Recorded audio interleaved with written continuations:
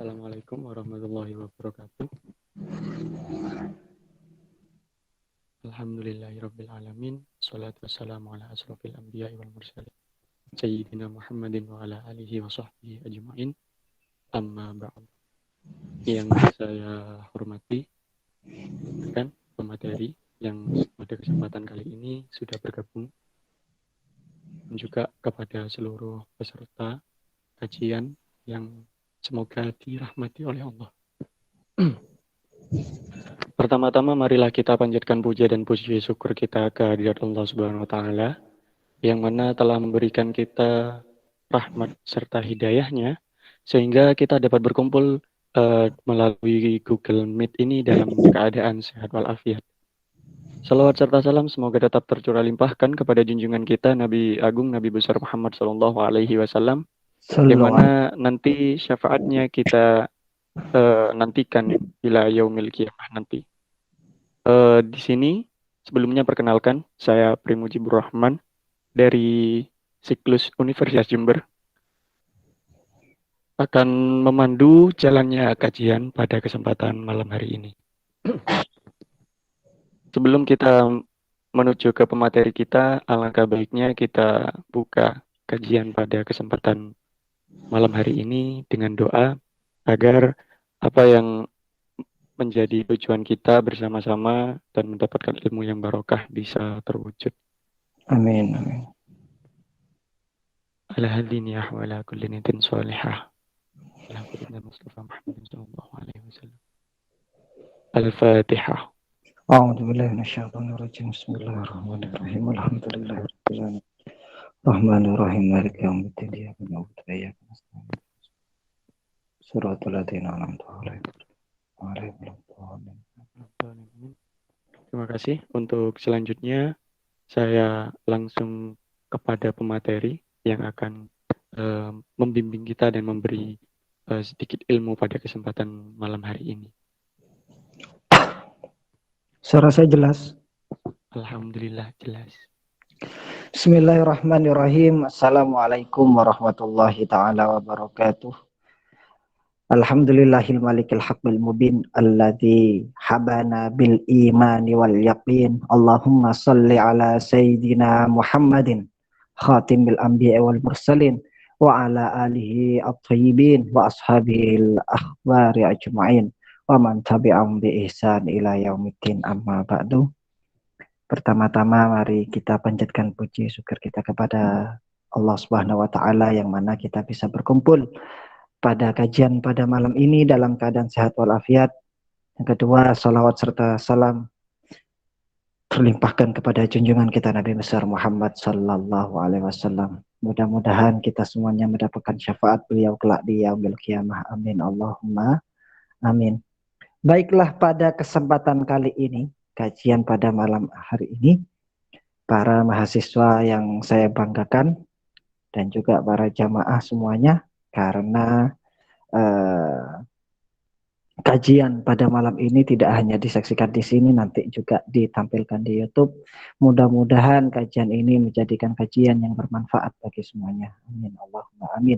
Pada malam ini babnya menarik sekali, yaitu tentang hari musya' bimangsilatihi, yaitu kaidah kulliyat, kaidah yang umum, yang khususnya yang ke-8, yaitu hari musya'i bimangsilati, yang melingkupi sesuatu itu, menempati tempatnya sesuatu tersebut. Maksudnya apa? Nah, kalau sering kita dengar istilah harim, Ustadz saya punya harim. Harim itu apa? Istri ya, atau milik. Nah, namun di sini harim di sini yang dimaksudkan menurut Imam Zarkashi misalnya, yaitu al-harim maksudnya itu al-muhitu bil haram, ya. Al-harim al-muhitu bil halal atau al-muhitu bil haram, sesuatu yang meliputi keharaman, ya.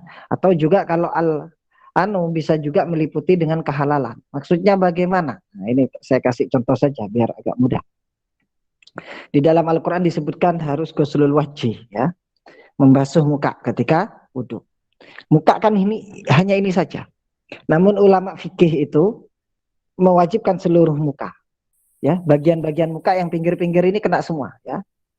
Kalau perempuan paham, karena yang glowing-glowing itu mesti yang di make up itu tidak hanya bagian sini saja, tapi bagian celah-celahnya itu kena juga meliputi juga untuk di glowingkan. Begitu juga dengan wudhu, karena salah satu glowing yang paling murah itu adalah dengan cara wudhu.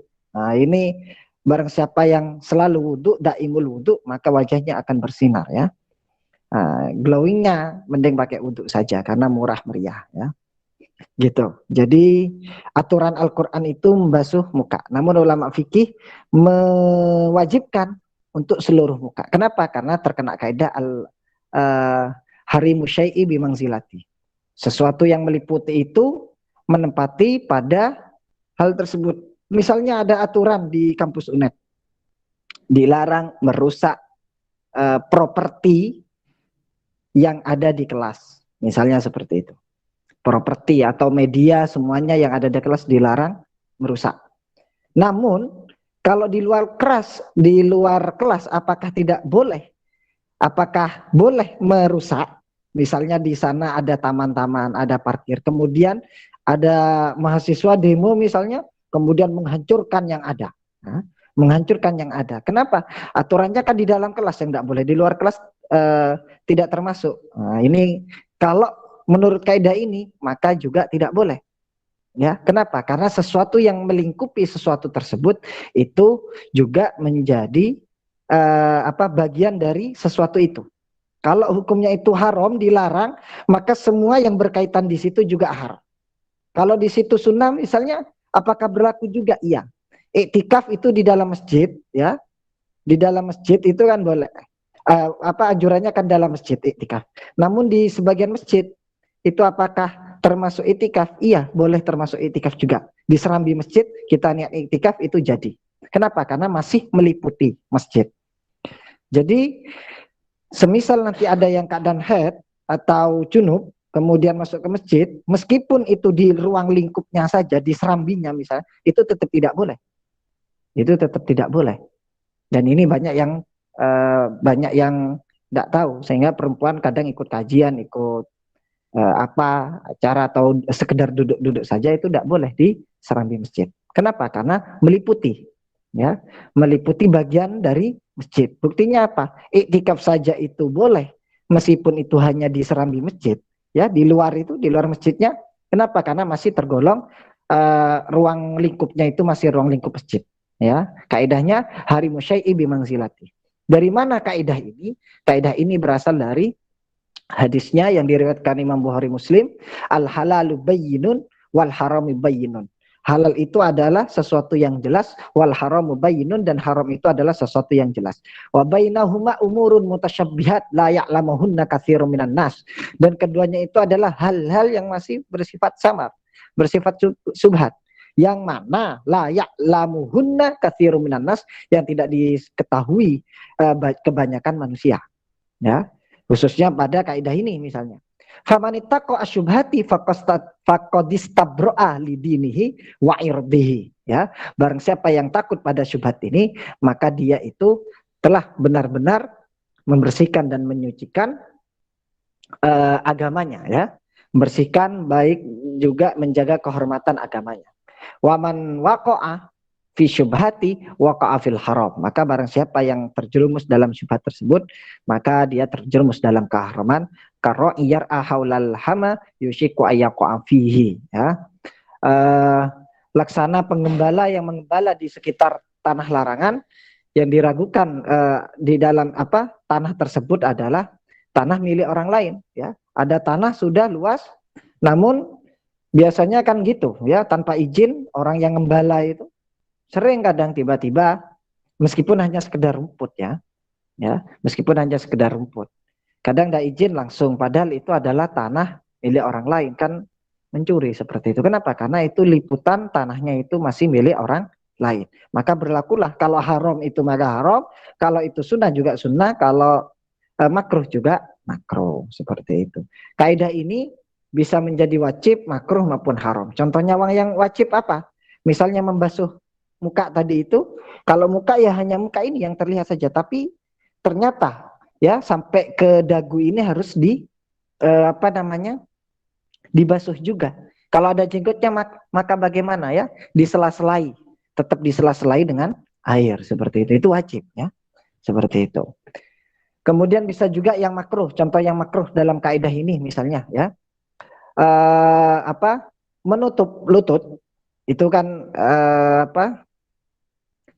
menutupkan batasan aurat itu kan ada auratnya laki-laki kan baina surah warqbah antara pusar dan lutut. Yang di bawahnya itu adalah makruh ya. Sehingga apa? Sehingga ketika kita menyengajakan membiarkan lutut itu di bawah lutut itu terbuka dengan sendirinya, maka juga hukumnya makruh meskipun tidak apa-apa. Kan auratnya laki-laki baina surah warqbah ya, antara pusar sampai lutut. Di bawahnya bagaimana? Tidak apa-apa dibuka. Namun makruh. Namun ketika kita membiarkan hal itu tersebut terbuka, aurat yang selain baina surah warqbah, selain pusar sama lutut, maka makruh, hukum makruh ini juga terkena bagi yang lain seperti itu. Ada juga yang haram misalnya untuk aurat haram ini aurat kubro. Ya, ini yang sudah jelas, aurat kubro itu aurat yang sangat besar. Yaitu ada dua, ada kubul dan dubur ya. Maaf, ada kubul dan dubur. Lantas kalau aurat kubro itu kan yang tidak boleh Ustaz, kubul dan dubur ya. Kubul dan dubur. Ini kan yang tidak boleh. Berarti kan sekitarnya itu kan tidak apa-apa berarti. Kalau mengacu pada logika, semua landasan baik dari nas Al-Quran maupun hadis itu adalah yang wajib menutup itu adalah aurat kubro, kubul dan dubur. Lantas bagaimana sebagiannya? Sebagiannya ini samping-sampingnya. Maaf. Contohnya apa? Pantat, paha, ya. Itu kan tidak masuk dalam aurat kubro. Karena yang diharamkan itu adalah membuka aurat kubro, ya. Namun dengan adanya kaidah ini al-harim dalam kaidah harimu syai'i bimangzilatihi, yang melingkupi sesuatu itu menempati tempat sesuatu tersebut, yang mana muhit itu menurut Imam Zarkasi adalah sekeliling atau sekitarnya atau yang meliputi, maka hukumnya juga haram ketika membuka aurat yang selain yang kubro tersebut. Kalau kita konsisten maka hanya wajib menutup aurat kubronya saja, kubul dan dubur. Maaf, semisal pakai celana dalam sudah cukup. Namun tidak seperti itu ternyata aturannya. Aturannya mengikuti kaidah ini, maka semuanya juga diwajibkan untuk menutup. Ya, sehingga apa? Kaidah ini sangat mencakup sekali dan sangat penting untuk diketahui karena apa? Ketika kita tidak mengikuti kaidah ini, maka akan terjadi hal yang fatal. Ya, seperti contoh aurat ini. Karena kalau aurat kubro itu kubul dan dubur, selainnya itu aurat sugro. Lantas kalau aurat sugro kan tidak apa-apa berarti Ustaz dibuka. Kan yang tidak boleh kubur hanya dubur. Ini yang keliru.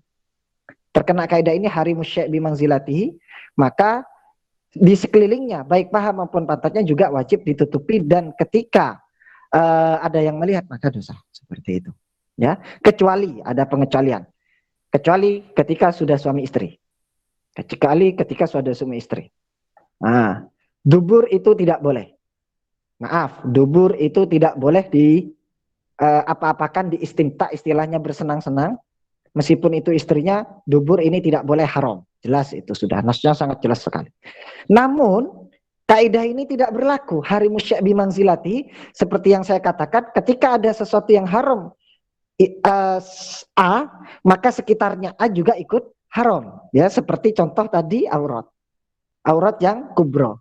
Namun ketika kasusnya suami istri, dubur itu kan haram disentuh dan lain sebagainya. Namun untuk sekitarnya itu diperbolehkan. Diperbolehkan untuk istimta atau bersenang-senang. Ini perbedaannya, ya. Ini perbedaannya. Ada pengecualian karena ada kaidah likulli syai'in mustasnayatun, segala sesuatu itu pasti ada pengecualian. Seperti itu. Kemudian ketentuan-ketentuan kaidah ini harimu syai' bimangzilati, ini perlu diketahui memang ketika ada harim sesuatu yang meliputi itu pada bagian-bagian yang sangat rentan sekali, maka kita harus hati-hati. Seperti yang saya katakan tadi, semisal harim untuk masjid, sesuatu yang meliputi masjid, maka di situ iktikaf, di dalam masjid boleh, maka di luar masjid, di Serambi juga boleh karena masih meliputi masjid. Begitu juga ya, begitu juga ketika orang yang haid atau halangan atau junub, maka di Serambinya pun juga tidak boleh, tidak hanya di dalam, di Serambinya pun tidak boleh, meskipun ini ada yang hilaf seperti itu. Ya, kenapa? Karena serambi masjid juga bagian dari masjid, sehingga berlaku baik iktikafnya juga dapat pahala meskipun di serambinya. Begitu juga menjadi keharuman bagi yang berhalangan untuk duduk di serambi. Kadang nggak sadar nunggu temennya atau apa, kita di serambi masjid. Maka ini juga tidak boleh. Mungkin itu sedikit mengenai tentang kaidah harimus syak bimangzilatihi, yang meliputi, yang melingkupi sesuatu itu, menempati tempat sesuatu itu. Dalam artian al-harim ini adalah sesuatu yang meliputi atau sekitarnya, sehingga hukum A ini haram, maka sekitarnya A juga haram. Atau ada aturan di kampus UNED tidak boleh merusak properti kampus, maka apakah yang selain properti itu boleh dirusak? Tidak seperti itu, semuanya juga berlaku. Meskipun itu bukan barang, ya, bukan barang miliknya kampus, tapi barang temannya yang dirusak, maka tetap haram, tidak boleh. Kenapa? Karena melingkupi semua adalah barang yang tidak boleh dirusak, seperti itu. Ya, begitu juga tadi masalah aurat, ada aurat kubro maupun sugro, aurat yang besar, kubul dan dubur, maka sekitarnya juga wajib. Begitu juga aurat yang sugro, meskipun itu hanya makruh, di bawah lutut misalnya, khusus laki-laki tapi ya, di bawah lutut misalnya, maka juga menjadi makruh ketika kita membiarkan untuk terbuka. Kalau perempuan bagaimana? Ketat kalau perempuan. Aurat fi khariji salat, aurat di luar salat itu ya semuanya wajib ditutup ya, kecuali ini wajah dan tangan, ini kedua telapak tangan, seperti itu. Namun dalam artian aurat di sini itu tidak hanya membungkus tapi menutupi ya, tidak hanya membungkus tapi menutupi. Bedakan membungkus sama menutupi, karena kalau membungkus ini semuanya akan terlihat jelas ya kalau bungkus, tapi kalau menutup semuanya satrul aurat, maka ini sesuai dengan standar syariat, seperti itu. Mungkin itu saya kembalikan ke moderator, apabila masih belum jelas silakan ditanya.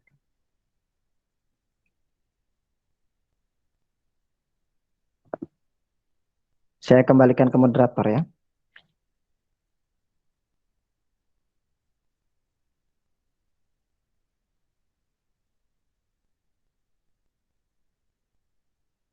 Mas Kafa.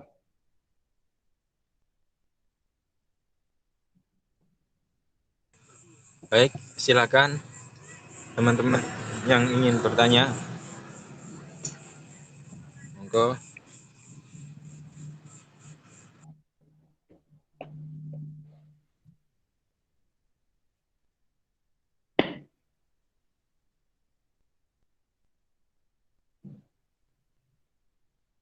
Silakan kepada teman-teman yang ingin bertanya terkait dengan bab harimus syak bimangzilatihi.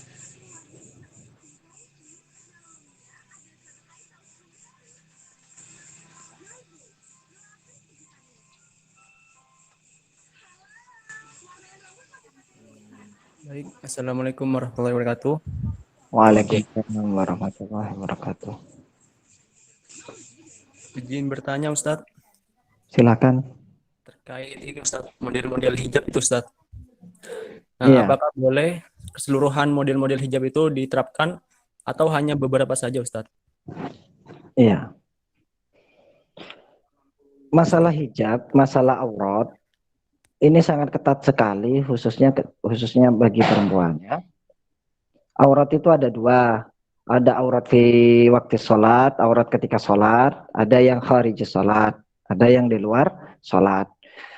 Yang jadi permasalahan itu yang di luar sholat. Kalau yang di waktu sholat, saya rasa sudah paham semua. Yang di luar sholat, yang di luar sholat, khususnya tren model hijab yang sekarang itu luar biasa, banyak sekali ya. Bahkan ada yang tembus pandang. Jadi yang transparan. Nah ini Kalau dulu dan hijabnya mulai agak ringkas sekali sekarang, bukan malah menutup, karena kalau nanti isbal kan Ustaz, terlalu apa namanya ke bawah menutup semua malah isbal, itu malah bahaya. Nah ini ya apa gitu loh. Jadi lebih suka yang terbuka. Ini ingin kembali ke zaman dahulu lagi ya. Makanya orang Papua ketika ditanya masalah apa namanya masalah aurat, mengatakan bahwasanya ketemu dengan orang modern, mengatakan yang tren itu yang modern adalah dengan membuka aurat, ya. Yang tren itu lebih membuka aurat. Akhirnya orang Papua tersebut mengatakan, kepala sukunya, sesungguhnya kami suku Papua lebih tren dari kalian semua jauh sebelumnya, karena kita sebelumnya tidak pernah pakai baju, ya. Tidak hanya memimikan, tapi dilepas semuanya, ya. Tidak pernah pakai baju, tidak pernah pakai apa-apa, baik laki-laki maupun perempuan. Bahkan mereka mengatakan kita lebih tren sebenarnya kalau bilang tren-trenan. Karena yang tren itu yang terbuka seperti itu. Sehingga sekarang banyak sekali dikemas hijab-hijab syar'i dengan model-model tertentu. Namun tetap harus mengikuti standar ya.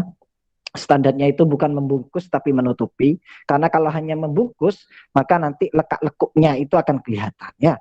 Apalagi perempuan. Nah ini laki-laki ini apa namanya gampang tergoda, gampang terlena sehingga itu menjadi apa namanya sorotan ketika ada perempuan yang pakaiannya itu sangat minim sekali. Padahal anehnya yang lebih murah itu yang rapat apa yang menutupi sesuatu standar itu malah yang murah. Kalau yang mahal malah yang terbuka seperti itu. Standarnya yang jelas satu, khusus yang satrul aurat, menutup aurat, kharijas sholat, di luar sholat itu adalah aurat yang bisa menutupi semua yang baik aurat kubro maupun sukro. Menutupi di sini dalam artian tidak kelihatan lekak-lekuknya juga. Ya. Karena kalau masih lihat lekak-lekuknya, maka itu disebut dengan membungkus, bukan menutup. Ya, kalau membungkus lekak-lekuknya itu kelihatan tetap ya, baik apa namanya laki-laki maupun perempuan nanti juga tidak boleh. Laki-laki juga seperti itu kan, kebanyakan anak-anak pang misalnya, coba lihat meskipun yang laki-laki itu ya, jadi lekak-lekuknya sangat jelas sekali ya, itu yang tidak boleh. Maka yang standar-standar saja ya, yang standar-standar saja sesuai dengan aturan, khususnya perempuan menggunakan hijab, khususnya hijab-hijab yang syar'i sekarang semuanya banyak. Carilah yang tidak transparan dan juga tidak kelihatan lekak-lekuknya ya. Syukur-syukur kalau dulu ini ada aturan apa baju itu harus apa namanya lebih panjang daripada tangannya ya, daripada lengannya. Kalau sekarang kan enggak, bajunya yang ke atasan ya, bahkan segini ya, ukuran bajunya kita segini di ukuran tangan kita. Ini kalau di sekolah dulu itu harus lebih panjang dari tangan kita. Kenapa? Karena gampang tersingkap, khusus yang perempuan. Seperti itu. Jadi sangat menjaga sekali kalau dulu. Kalau sekarang beda. Justru malah lebih ke atas gitu. Dan itu yang lebih mahal dan banyak yang diminati ya. Ini yang sudah mulai pergeseran, makanya kita tidak apa-apa mengikuti tren sesuai dengan apa namanya zamannya. Semisal sekarang hijab-hijab syar'i yang batik atau hijab-hijab syar'i yang lain, dengan catatan itu tidak nyari yang transparan. Tidak transparan itu tidak hanya terkena sinar saja, tapi juga tidak ketika terkena air, ketika kena hujan itu tetap bisa menutupi. Karena ada sebagian, karena ini musim hujan ini ya. Saya itu kemarin naik sepeda, di belakang saya benar sudah pakai apa namanya, sudah pakai jilbab dan lain sebagainya, hijaban lah, sudah menutup. Namun karena kemarin hujan deras, pas kebetulan tidak memakai mantel lah, ini sangat maaf sangat jelas sekali gitu loh ya. Kita yang di belakang misalnya ya, ini sangat jelas sekali seperti itu. Kenapa? Terkena hujan, ini bahaya juga kena hujan itu, ini sangat transparan kena hujan, sehingga apa-apa yang ada dalam perempuan itu kan wah ini sangat dijaga. Makanya perempuan itu kan diibaratkan khairul mata ya, sebaik-baik permata, sebaik-baik perhiasannya. Wa khairul mata dunya, dan sebaik-baik perhiasan dunia itu adalah al mar'atus soleha. Siapa al mar'atus solehati itu? Adalah idza amartuha atau atsni, kalau diperintah suaminya maka taat ya. Idza idza nadhartuha sarratni, kalau dipandang itu menyejukkan ya. Gitu. Kalau sudah menikah tapi ini untuk mengetahui soleh hendaknya. Idza gobat anhu, kalau suaminya tidak ada, maka apa? Hafizatni mali wa nafsuha. Maka ketika suaminya tidak ada, keluarganya tidak ada, bisa menjaga dirinya dan keluarganya. Makanya kenapa di Yaman itu disebut dengan kota 1000 wali, negara 1000 wali, karena memang perempuannya yang bagus-bagus. Karena kalau negara itu bagus atau enggak itu kan tergantung perempuannya. Idza saluhat ummahat saluhat bilad, idza fasadat ummahat fasadal bilad. Kalau perempuannya bagus maka negaranya bagus, kalau perempuannya buruk maka negaranya juga buruk. Yaman salah satunya. Orang Yaman itu tidak keluar kecuali 3 kali dalam seumur hidupnya. Tidak keluar kecuali 3 kali dalam seumur hidupnya. Yang pertama, perempuan Yaman itu keluar satu ketika masih anak-anak bersama orang tuanya, ya. Kedua, ya, ketika dewasa dia tidak keluar kecuali bersama suaminya. Nah, ini. Yang ketiga, tidak keluar kecuali diotong sudah ya. Dalam keadaan meninggal dibawa oleh masyarakat untuk diantarkan ke kuburan. Keluarnya hanya itu 3 kali. Sehingga apa? Terjadilah kota 1000 wali ya. Mudah-mudahan Indonesia juga seperti itu ya. Karena sekarang banyak sekali musibah ya, kemarin pesawat jatuh, longsor, virus, bahkan sekarang ada yang sudah ada virus lagi yang sudah terinfeksi 650 di Cina, virus baru lagi. Belum virus corona selesai, datang lagi virus yang baru ya. Dan ini akan terusan seperti itu. Sehingga apa? Kita tidak boleh berhenti belajar meskipun ini hanya via daring.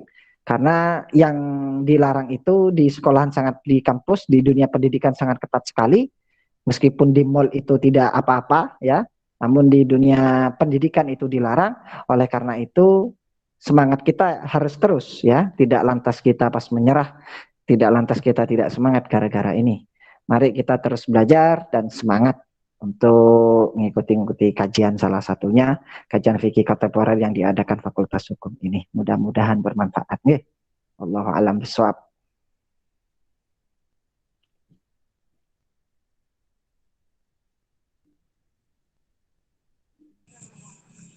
Oke, Mas Apri izin bertanya.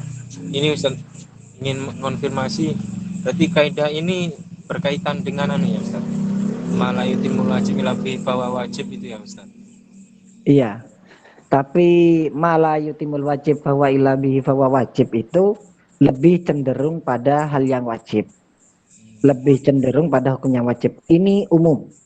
Makanya ini masuk kaidah yang kuliah, kaidah yang umum.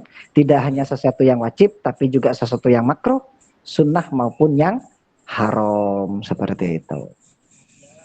Oke. Matur Ustaz, mungkin ada lagi yang bertanya. Silakan.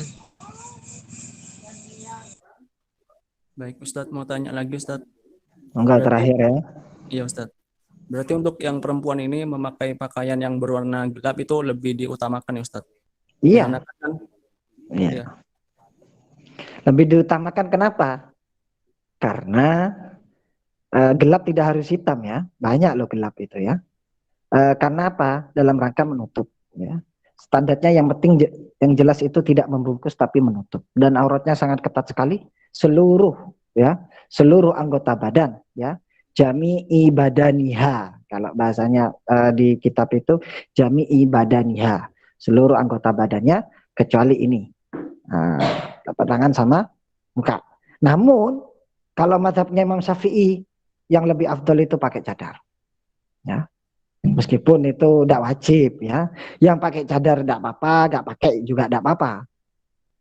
Yang penting jangan sampai pakai cadar nanti memutus silaturahim, ini yang bahaya. La yadkhulul jannah qati'ur rahim, tidak akan masuk surga orang yang memutus tali silaturahim. Ya.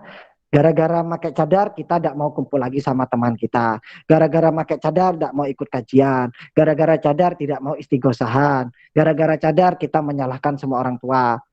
Gara-gara cadar kita menyalahkan ya semua yang ada, orang tua, teman, guru, bahkan negara pun salah. Yang betul khilafah ini yang keliru ya. Kelirunya bukan cadarannya, bukan. Yang keliru itu adalah menyalahkannya.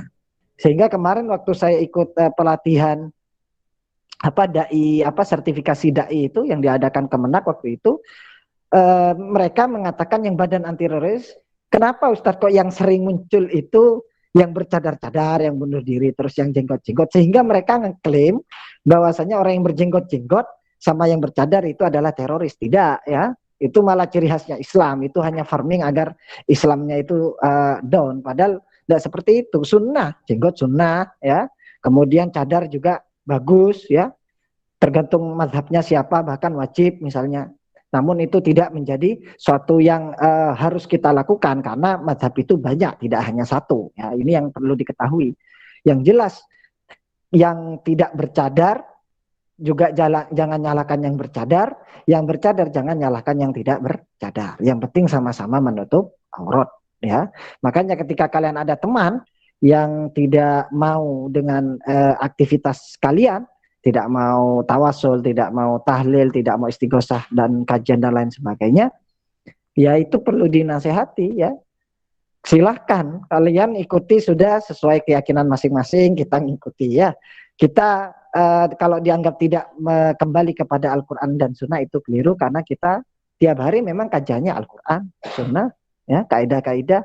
Kalau mereka kan tidak percaya hukum yang mukhtalafun alaih. Ini termasuk hukum yang mukhtalafun alaih yang kita pakai ini, yang masih ada khilaf perdebatan di antara ulama. Kalau yang muttafaqun alaih semuanya sepakat, ya, Al-Quran, hadis, sunnah, ijma dan qiyas, ini sepakat semua. Namun yang mukhtalafun alaih ini memang ada perbedaan. Jadi mau ikut tidak apa-apa, nggak ikut juga tidak apa-apa, sesuai mazhabnya masing-masing. Yang penting jangan saling menyalahkan, seperti itu, ya. Pokoknya kalian harus nanti menjadi solusioner, ya. Jangan menjadi problemnya, solusinya nanti. Mudah-mudahan sukses semua, amin. Amin, amin. Ya, matur nuwun Ustadz. Sebelum Yeah. kita tutup kajian pada malam hari ini, nyuwun untuk memimpin doanya Ustadz. Baiklah, kita tutup pada kajian malam ini dengan bacaan doa kafaratul majlis. Mudah-mudahan apa yang kita bahas, apa yang kita kaji pada malam ini bermanfaat. Amin. Amin. Dan juga kita semuanya diberi kemudahan, kelancaran oleh Allah Subhanahu wa taala. Bismillahirrahmanirrahim. Subhanakallahumma wa bihamdika asyhadu an la ilaha illa anta astaghfiruka wa atubu ilaih. Wa sallallahu ala sayyidina Muhammad wa ala alihi wasallam. Walhamdulillahi rabbil alamin. Barakatil Fatihah. Warahmatullahi alaihim waladhdallin. Baik, telah usai kajian harimu bisa bimanzilatihi. Semoga kita mendapatkan ilmu dan barokah pada kajian pada malam hari ini. Saya mewakili moderator, mohon pamit undur diri. Allahumma fiqillah afamitori. Assalamualaikum warahmatullahi wabarakatuh. Waalaikumsalam warahmatullahi wabarakatuh.